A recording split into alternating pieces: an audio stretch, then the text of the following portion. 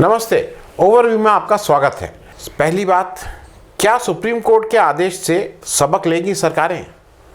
दूसरा, क्या पुलिस का इकबाल समाप्त हो गया है?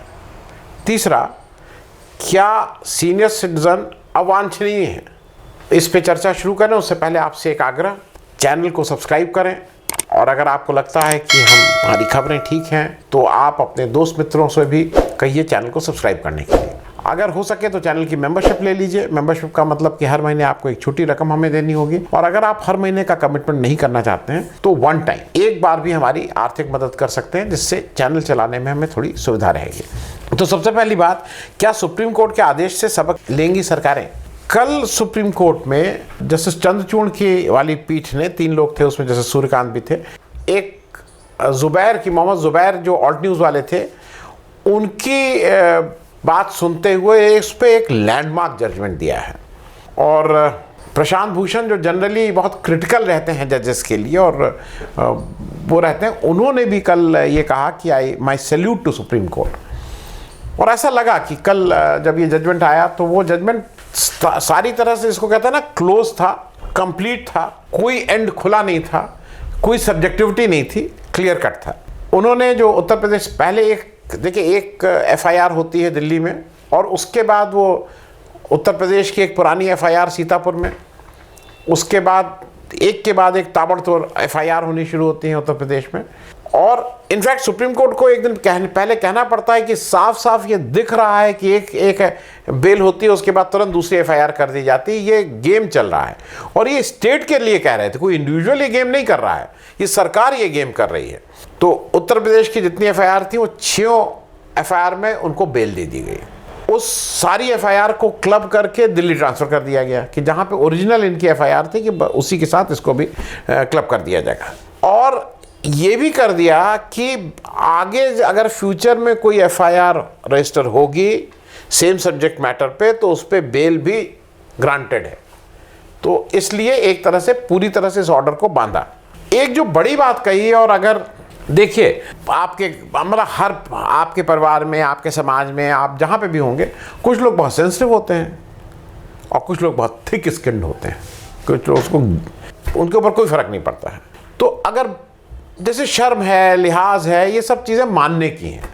तो कल जो एक सुप्रीम कोर्ट ने कहा, उसने उत्तर प्रदेश ने जो एसआईटी फॉर्म की थी उसको भी डिसबैंड कर दिया। मतलब अब अगर आप उत्तर प्रदेश सरकार इसको मानेगी तो ये बहुत ही शर्मनाक बात है। आप कई चीज़ें प्रूव हो रही हैं कि आप क्या नीयत थी, आप क्या करना चाह रहे थे।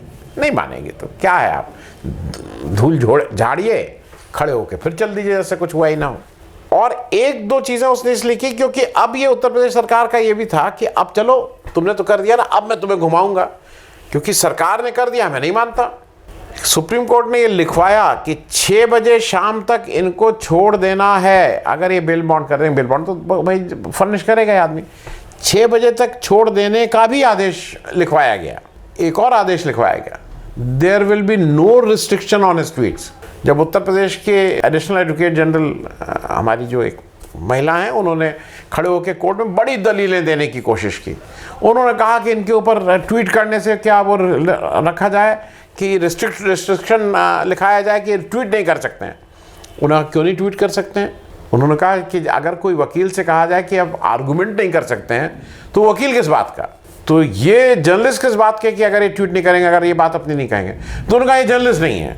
मतलब अजीब सी खिसियाट है कि ये जर्नलिस्ट नहीं है। तो कोर्ट ने ये सब दलीलें नहीं मानी। कोर्ट ने कहा कि नहीं, ये उनका संवैधानिक अधिकार है और राइट ऑफ एक्सप्रेशन को माना और उनको ट्वीट करने का। और उनका अगर वो कोई गलत सलत ट्वीट करते हैं तो कानून तो है ही ना, लेकिन हम उनको रिस्ट्रिक्ट नहीं कर सकते कि आप ट्वीट नहीं करेंगे। दूसरा, उन्होंने कहा कि उनसे कहिए कि ACC ये कह रहे थे उत्तर प्रदेश सरकार की खड़ी होके कि उनसे ये कहिए कि जो एविडेंस है उसको कहीं इधर उधर ना करें। उनका सारे एविडेंस पब्लिक डोमेन में है, इधर उधर क्या ना करें, सबको पता है। तो उसमें इधर उधर का क्या डायरेक्शन आप चाहती हैं? तो जिसको कहते हैं काफ़ी मुंह की खानी पड़ी। सरकार अगर शर्मदार हो तो इससे सबक ले, लेकिन अगर शर्म नाम की चीज़ नहीं है तो फिर क्या है? क्योंकि इंपॉर्टेंट चीज़ ये है जो मैंने पहले भी कहा था कि इन चीज़ों से क्या स्टेट गवर्नमेंट सीख लेंगी, स्टेट गवर्नमेंट या सेंट्रल गवर्नमेंट, क्योंकि किसके कहने पे किया जा रहा था ये बिल्कुल साफ साफ है। ये लैंडमार्क जजमेंट की तरह है। इसकी मिसाल आगे भी इसकी मिसालें दी जाएंगी, इसमें कहीं कोई दो राय नहीं है। और अगर सद्बुद्धि है, अगर सरकारों में सद्बुद्धि आ जाए कि आप जिस तरह से टूट पड़ते हैं, अगर कोई व्यक्ति आपके खिलाफ कुछ भी बोले तो आपके वो दुश्मन तो हो ही जाता, पूरा जितनी ताकत है, जितना वो है, वो लाव लश्कर लेके टूट पड़ता है उस व्यक्ति को डिमोलिश करने में। उस पर जरा लगाम आपको अपने ऊपर लगानी होगी। दूसरी बात, क्या पुलिस का इकबाल समाप्त हो गया है? कल एक बहुत डिस्टर्बिंग बातें आई। पिछले 2-3 दिन के अंदर 3 पुलिस वालों की हत्या की गई, और हत्या तब की गई जब वो अपनी ड्यूटी कर रहे थे, और जब वो ड्यूटी के दौरान ऐसा लग रहा था कि कुछ अवांछित या कुछ इस तरह के लोग हैं, उनको रोकने की कोशिश की जा रही थी, उस समय उनको रौंद के मार डाला गया। ये ऐसी घटना है जिससे रोंगटे खड़े हो जाएं। एक समय यह था कि जब पुलिस का एक अकेला कांस्टेबल बिना बंदूक के डंडा लेके चला आता था तो उस भीड़ को कंट्रोल कर लेता था। आज हरियाणा, गुजरात, झारखंड, इन सब जगहों पे ये हत्याएं हुई हैं। हरियाणा में नूह में डिप्टी एसपी सुरेंद्र सिंह बिश्नोई हैं, वो इलीगल माइनिंग हो रही थी, उसको रुकवाने गए थे। डंपर चढ़ा के, ट्रक चढ़ा के उनको मार डाला गया।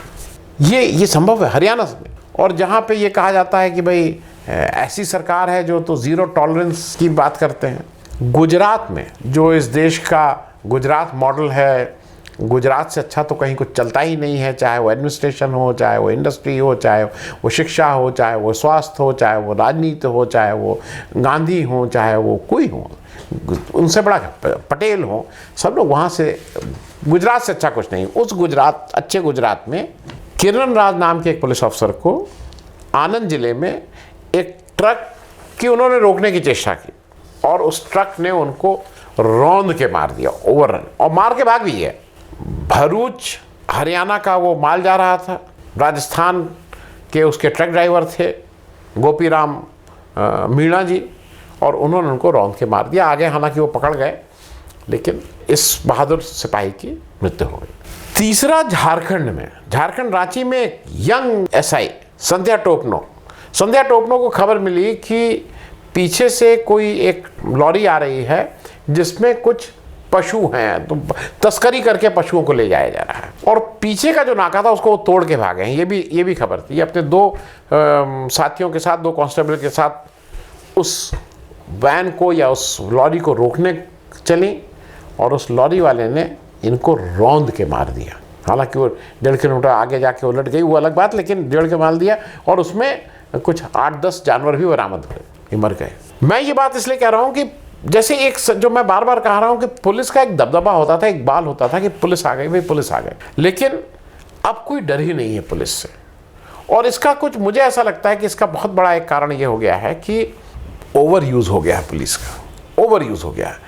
अब वो जो चुने हुए प्रतिनिधि, उनके पीछे भी एक इंस्पेक्टर साहब उनकी सुरक्षा में, कल तक वो हो सकता है लोकल गुंडे रहे हों, लोकल ठेकेदार रहे हों, लोकल हो, अब वो चूंकि माननीय हो गए हैं तो ये भी पीछे पीछे उनके चले जा रहे हैं, माननीय जी का झोला उठाए। तो एक तो ये है। दूसरा जो मुझे लगता है कि पुलिस में भ्रष्टाचार भी बुरी तरह से भ्रष्टाचार हो गया है, क्योंकि अगर उस माइनिंग के वाले जो भी ठेकेदार हैं, या जिसकी शह पे उस डिप्टी एसपी बिश्नोई जी की हत्या हुई है, ये बिना जाने मैं बोल रहा हूँ, ऐसा हो ही नहीं सकता है कि उनकी कोई साठ गांठ पुलिस के और अफसरों से ना हो। 100% होगी, आदत तभी पड़ी है। तो एक तो भ्रष्टाचार है, और एक तीसरी बात जो मुझे हरदम देख के दुख होता है कि अब जो पुलिस का जो प्रेजेंट वो है, वो सरकार से ज़्यादा पार्टी के साथ प्रतिबद्धता उसकी हो गई। अच्छा, ये पार्टी, ये नेताजी, ये सरकार तो सेकेंडरी है, पार्टी के साथ प्रतिबद्धता है। और उसके कारण भी बताऊंगा।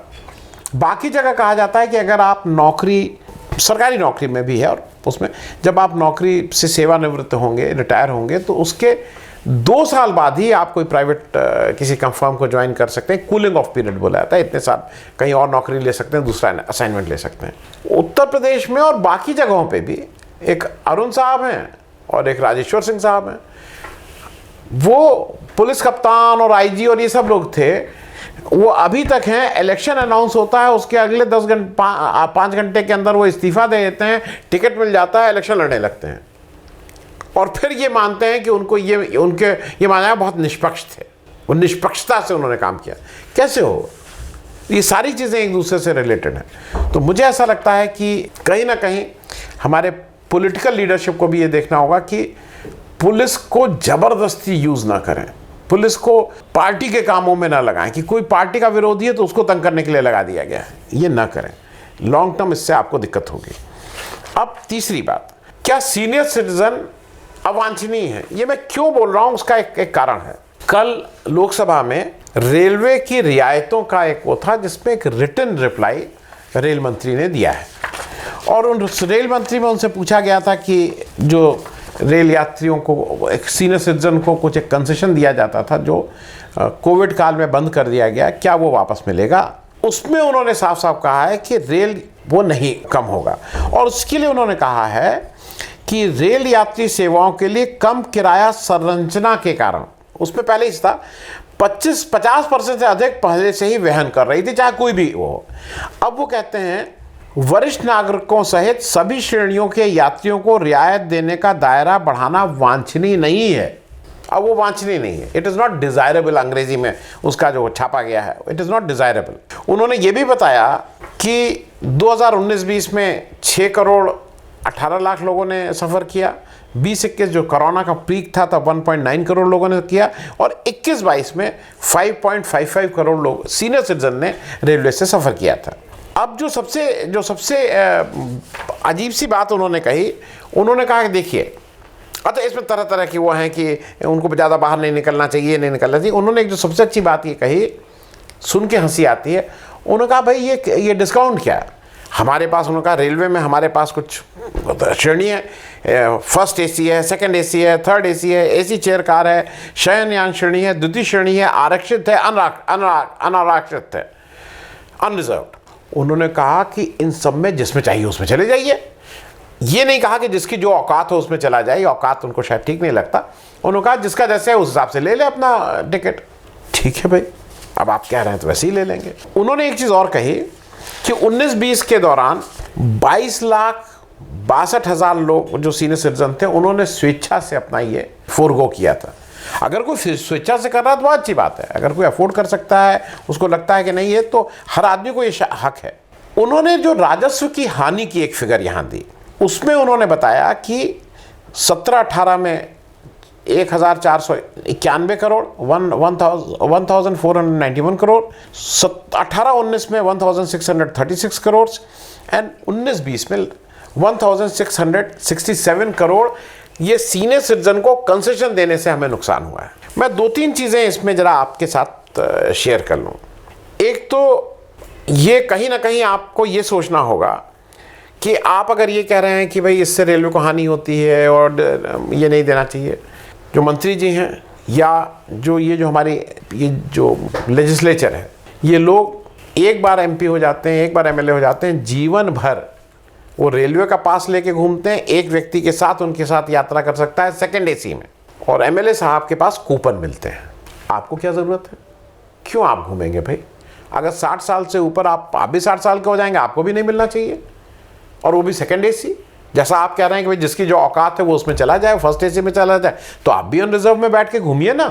हालांकि वो अलग बात है कि आपकी जितने जो जनप्रतिनिधि होते हैं वो इतना पैसा कमा लेते हैं कि उनकी औकात तो पूछना ही नहीं, लेकिन फिर भी आप ये शुरू अपने घर से करते हैं ना। आप कहते खड़े होके कि साहब इससे रेलवे का इतना नुकसान हो रहा है और मैं अभी से तत्काल से ये एमपीज और एमएलएस को जो फ्री आफ्टर, मैं टेन्योर के दौरान नहीं बोल रहा हूँ, जब वो अब रहते नहीं है एमपी एमएलए, उस समय जो ये सुविधा ट्रेवल की दी जाती है वो मैं अभी से ख़त्म की जा रही है, तो इस बात में कोई दम होता है कि आप वो मुझे तो सारी सुविधाएं मिलती रहें बल्कि और बढ़ जाएं।